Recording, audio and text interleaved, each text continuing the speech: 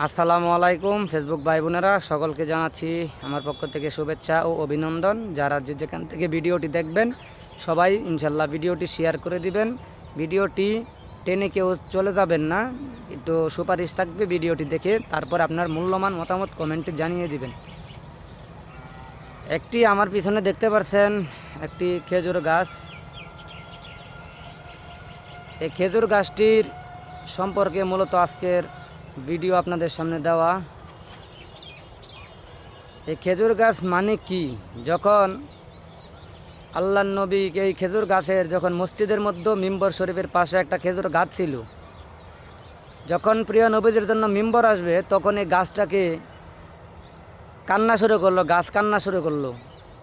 সাহাবীরা অবাক হয়ে গেলেন যে মসজিদের মধ্যে কে কান্না করে।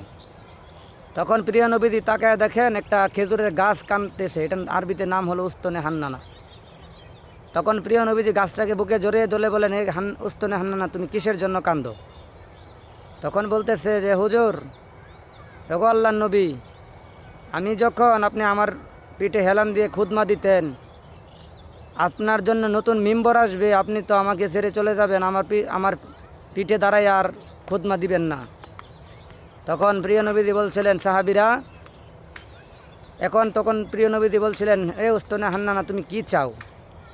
তখন উস্তনে হান্নানা বলছিল, ইয়া রাসূলুল্লাহ, আপনি যখন কোটি কোটি মানুষের ভিড়ে যখন আপনি জান্নাতে যাবেন, আপনার কাছে একটা জিনিস চাওয়া, আপনি নবীর সাথে আমাকে জান্নাতে রাখবেন। তখন প্রিয় নবীজি বলছিলেন, সাহাবীরা, এই উস্তনে হান্নানাকে মাটির নিচে দাফন করো, আমি প্রিয় নবীজি তাকে কিয়ামতের দিন আমার সাথে জান্নাতে নিয়ে যাব।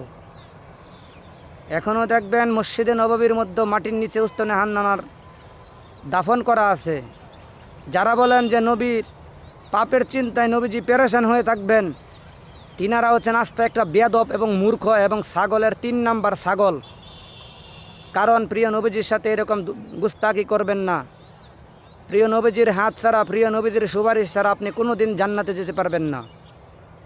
প্রত্যেকটা উম্মতকে প্রিয় নবীজি শাফায়াত করে জান্নাতে নিবে। এবং প্রিয় নবীজি বলছে, আমার নাম শোনার পরে যে আমার নামে দুরূদ পড়ল সাল্লাল্লাহু আলাইহি ওয়াসাল্লাম, তাকে সুপারিশ করে জান্নাতে নেওয়া আমার রাসূলের জন্য ওয়াজিব।